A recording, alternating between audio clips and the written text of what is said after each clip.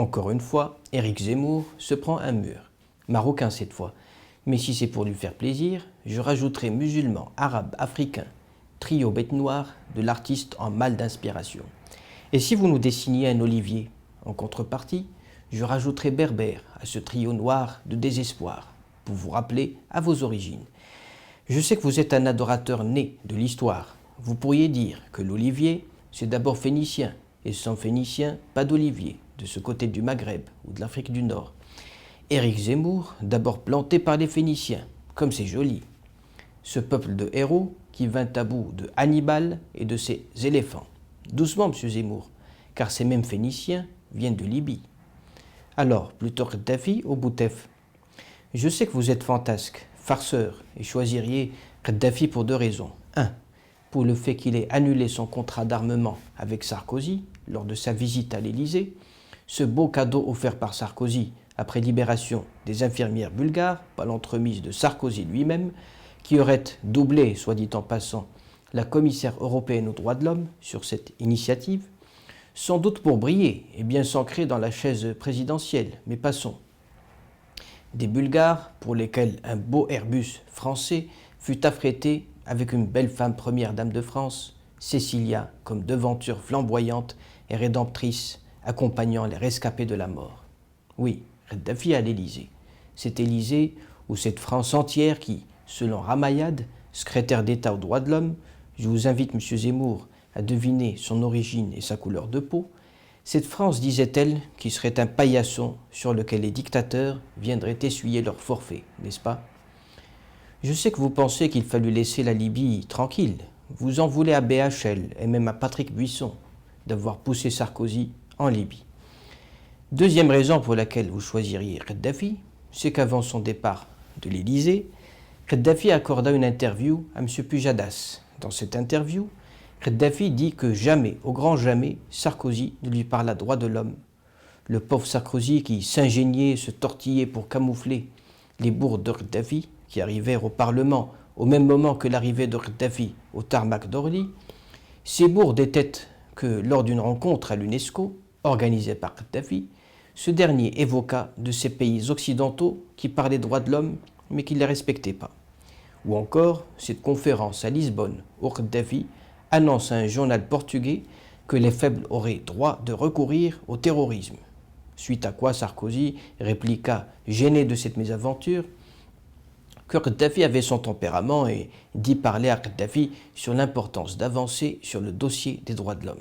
Ce que Kadhafi a formellement démenti le jour de son départ par la voix Pujadas. Lequel Pujadas demanda une fois à Sarkozy, et rappelons-le, s'il avait regretté d'avoir tué Kadhafi. Oui, M. Zemmour, je sais que sur ce point, vous êtes plus Kadhafi, et que vous regrettez que Sarkozy ait pris peine de se venger de son ami d'hier, lequel ami dit, en guise de coup de grâce, qu'il avait financé son élection présidentielle. En parlant de présidentielle, je sais pourquoi vous avez perdu la vôtre de présidentielle. D'abord, vous avez une culture livresque, tel un rat de bibliothèque. Je vous vois passer d'un livre l'autre, d'un château l'autre, comme dirait Céline. Et c'est tout à votre honneur, monsieur Zemmour, sauf que, et si j'ai un conseil à vous donner, faites à ce que les beaux vous suivent lors de votre pèlerinage livresque. Vous saurez pourquoi je vous le dis. Patience. En vous écoutant, commenter la victoire du Maroc, qui aurait, selon votre finesse, par trop raffiné, débordé sur vos Champs-Élysées, là où vous avez vu d'un coup Charles Martel, dont je vous rappelle ses fils fainéants, vous me diriez que son petit-fils, c'est bien Charlemagne. Je vous dirai en retour que votre Charlus Magnus tua toute personne sur son passage qui ne voulut se convertir au christianisme. Les habitants de la Saxe, de l'Allemagne actuelle, en savent quelque chose.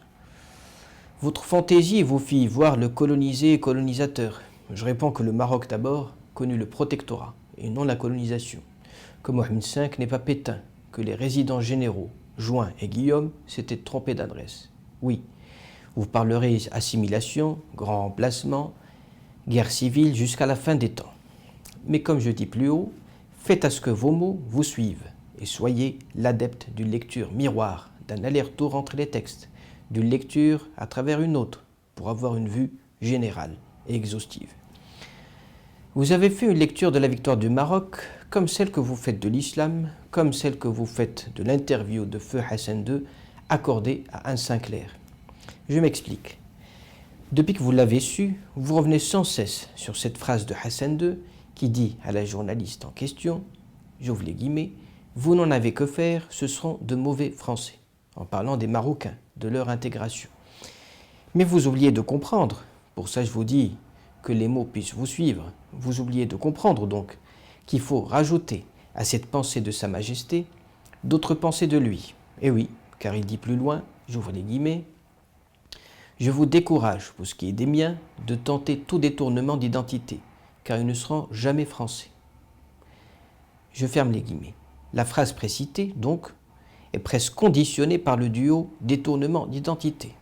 Comme Sa Majesté dit dans une autre interview à Albert Leroy, que vous connaissez bien, j'ouvre les guillemets, vous avez en face de vous quelqu'un de 100% intégré dans le raisonnement français, dans ce que peuvent aimer ou ne pas aimer les Français.